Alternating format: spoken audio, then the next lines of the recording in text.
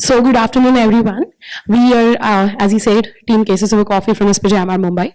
So this number here, 4 crore 66 lakh 53,000. I just want you all to guess what could this be. Any rough guesses? When we heard this problem statement, our first question was, is diversity, equity, and inclusion a problem that companies are facing? Is it?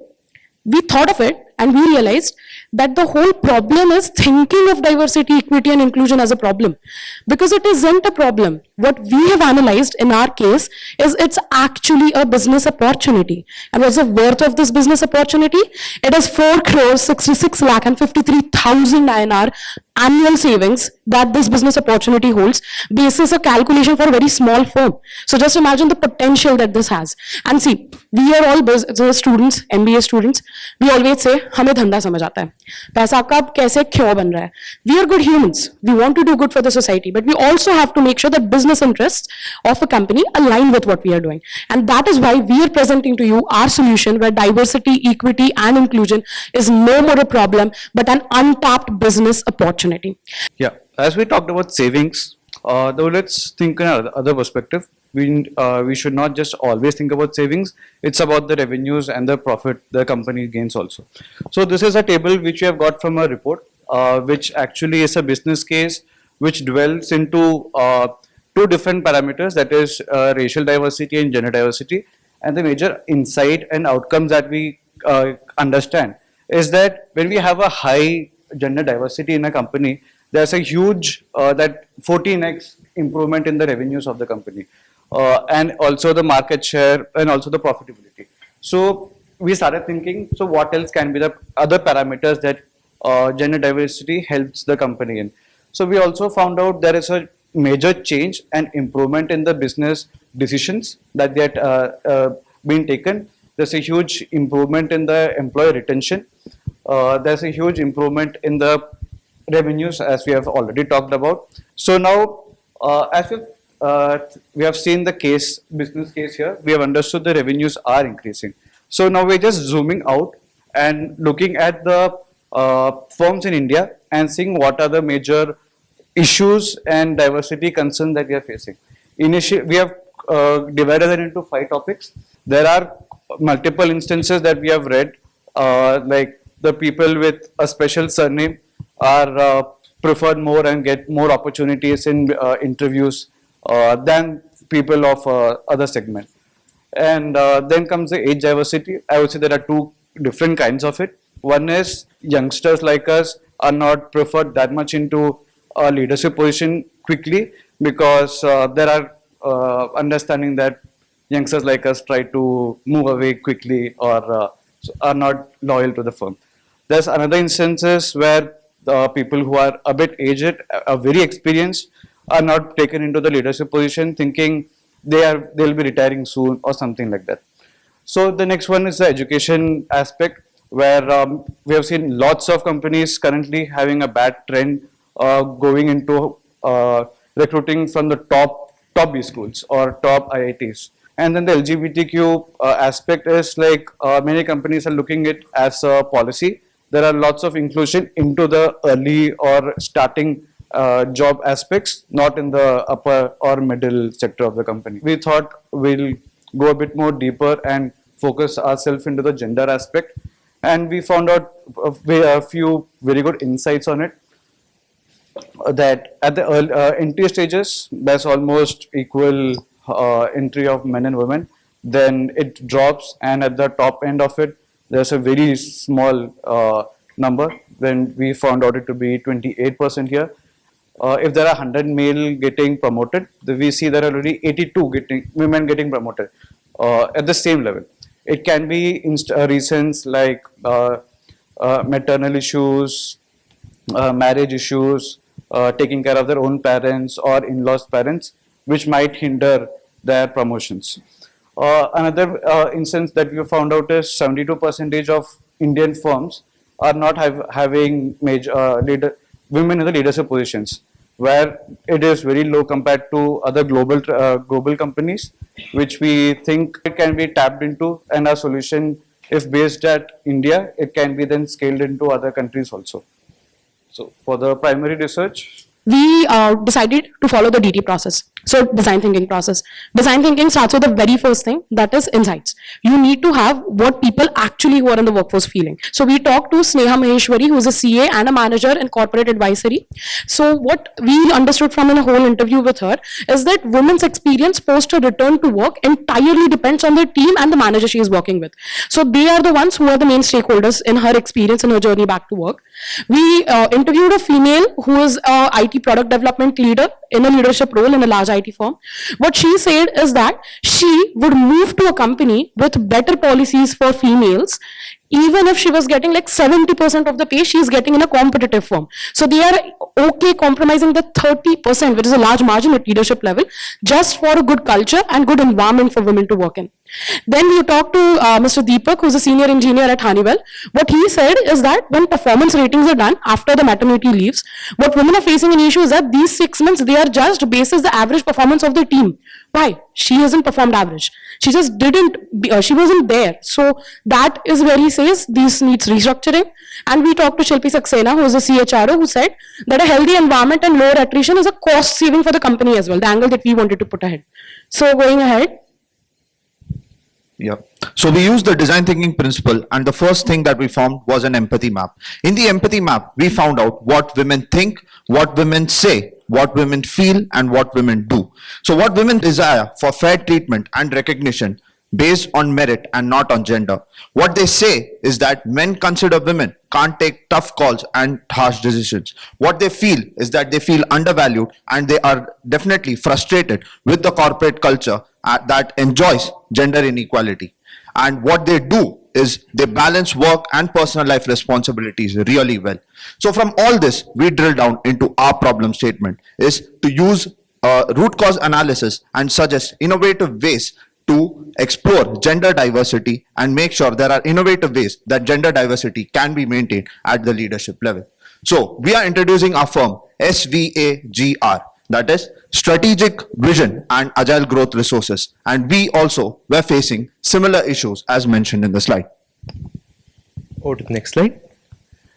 So from the empathy map, using the design thinking principles, we were able to identify the pain points, the core needs, and the motivations. So if you look at motivations, it was financial independence, career growth, and having women's own aspirations. Likewise, core needs is work-life balance, support system, freedom, and assurance. And for pain points, it was postpartum depression and tiring commutes. Nuclear family is a new thing, so that's another problem. So for every woman, one of the point is dominant, and that dominant point decides the decision, makes the decision for the woman. So in this case, we broadly classified into 4 decisions. One, this Soumya has quit her job because of she didn't have anyone to take care of her child. Bharati, she had to change her career path entirely. She had to become a school teacher by leaving her corporate career. Now, with Smita, she had to settle for a role with a lesser pay and position-wise because that worked well for her. And Malini, she joined because the company offered a flexible policy. So for each of them, each of the dominant thing was the decision factor. Over to Rahul. So now, why are fewer women being promoted into the senior levels? So we see that it starts at a 35 to 40% at the entry level, but it drills down so much that it is at 10 to 15% at the leadership level. So one interesting stat from the ISF is that around 48% of the women in India quit their jobs after marriage or childbirth, and most of them find it challenging to re-enter the workforce at the same level. So we divided the factors into internal and external factors, and now we'll be using the design thinking principles of 5 whys to drill down deep into the factors.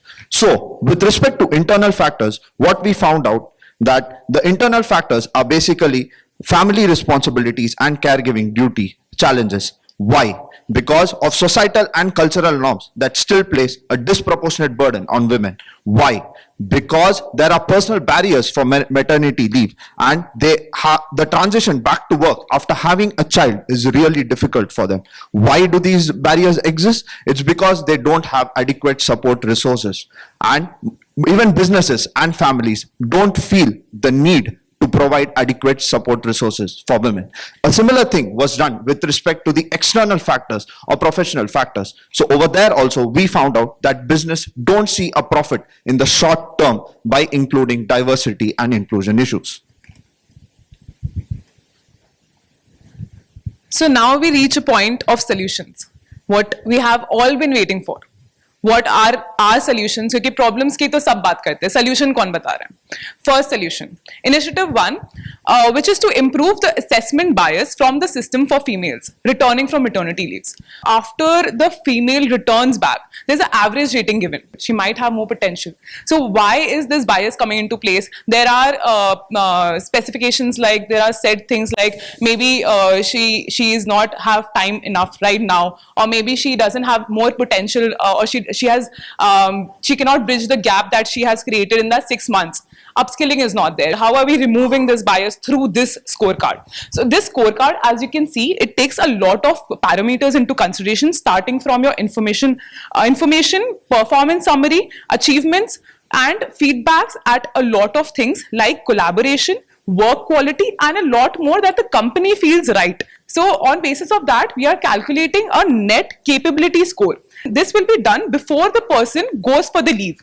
So we have an assessment done. So when the person comes back, we will be assessing based on this score. The promotion, the growth, the any project which will be assigned will be based on this growth, because the work ethics and the dedication doesn't change in these 6 months, right? It doesn't. So why to create that bias? So after this NCS we thought that it can be used in a variety of potential. For example, it can help in categorization of that employee. So when we are taking back the employee, or we are continuing with that, here we have categorized based on 3, like below average, average, and high potential. So we'll understand how much leverage should be given and what flexibility should be given. Second initiative which we have showed is launch a program for females going for maternity leave for end-to-end support. What are we doing differently? We are introducing this program end-to-end. Through this program, we are solving issues like emotional stress, career discontinuity, work-life balance, workplace integration challenges, and isolation and lack of support. So in the next slide, so this name of this program we have given as Embrace and Advance program, and our tagline is every step of the way from work to motherhood.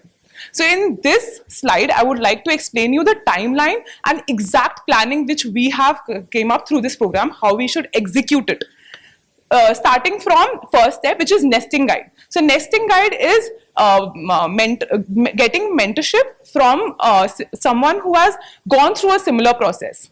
Maybe in the last 1 year, a mother who has gone through the same process, and budding with that, so that she feels comfortable. She feels a friend. She finds a friend in that journey. She feels that psychological security. She finds that throughout the maternity period. Second is Zen Mama session. So this will be starting at the beginning of a 6th month. This will be the first session. It's a session with a counselor, so that she is able to address and she's able to converse about the issues that she is facing personally and professionally. Someone is there. So this program is not just one-time schedule, it's a all-time available. Just the first session will be scheduled for the mother. The third is path forward planning. We are in a very dynamic world. Everything changes. 6 months, 9 months, right? So it gets relevant, everything gets irrelevant. So the mothers always feel ki, should I go forward with this? Should I take a break? What should I do? I do not know. So this step 3 is focusing on a discussion about your career. What do you want now that you are with a baby? Has your aspirations changed? Has your thinking changed? So this is what we plan to get out of this step 3. Step 4 is sync up sessions. It will be at the last 2 weeks of your maternity leave. It is basically a KT session.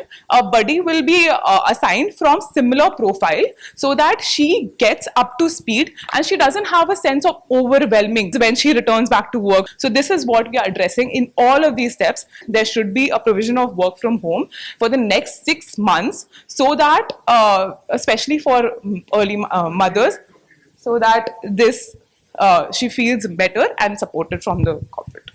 Yeah.